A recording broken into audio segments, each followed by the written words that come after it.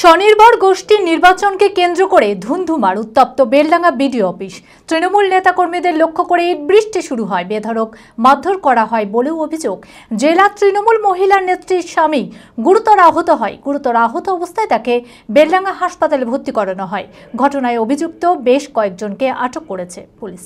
মানসিক স্বাস্থ্যের জন্য সবার আগে যে নামটি মনে ভেসে ওঠে, সুস্থ মনের ঠিকানা মনোবীক্ষণ। যোগাযোগ number 7477799513।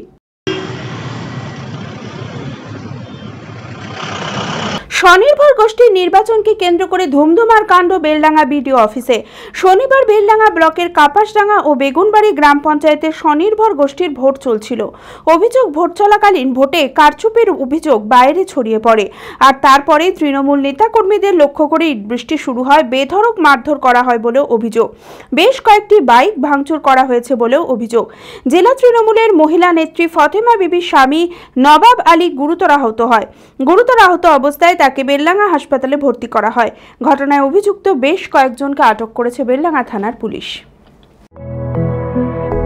B care institute of management and technology ভর্তি চলছে civil, mechanical, electrical, electronics and telecommunication engineering কোর্সে।